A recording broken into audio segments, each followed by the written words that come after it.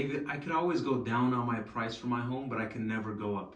That's usually the first objection I get when it comes to determining the price of a home before putting it up on the market. And that's why I wanted to make a quick video about pricing your home correctly. Now, there's a few ways that you could approach this. First is going under market value. Second is going at actual market value for your home. Or third is putting it over for what it should sell for.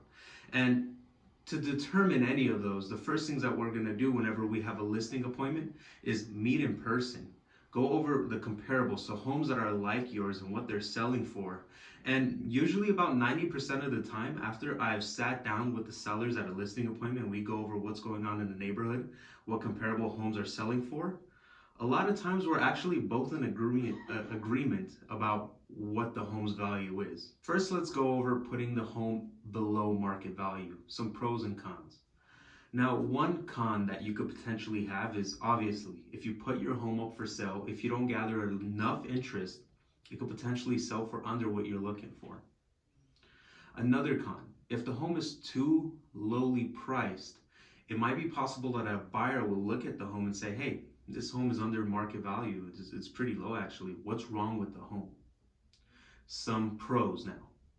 Now, if a home is priced under market value, especially in this strong seller's market, a lot of times what I'm seeing is you get a lot of interest. A lot more people are looking at the home.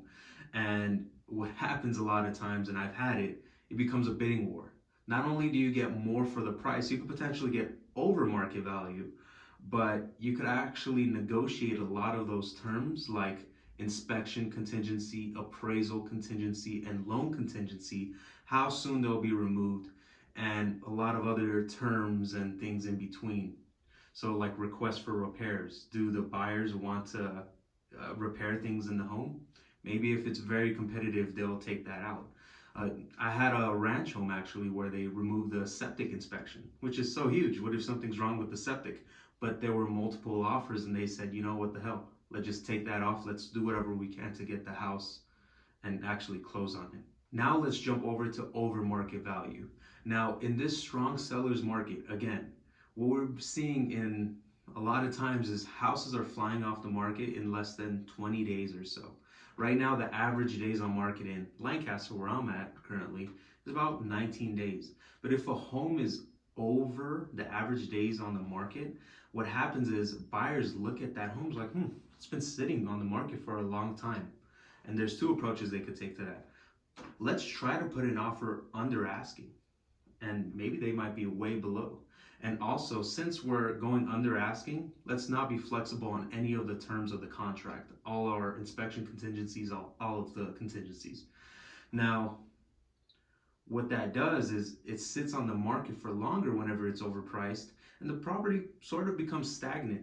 People question it, what's wrong with the property, why is it sitting for so long, especially in this market? And you might actually end up getting below what you're trying to go down for. Why do a lot of people, a lot of sellers, put their house up on the market for a higher price? They're hoping that they can get lowered to the amount they actually want to sell the home for. And it makes sense why someone would think that way. But actually, a lot of good realtors are going to advise you on doing the opposite, to price it a little bit either below market value or at market value, to get a lot of buyers inside of the door, get a lot of offers on the home, and actually get more than what you're asking for.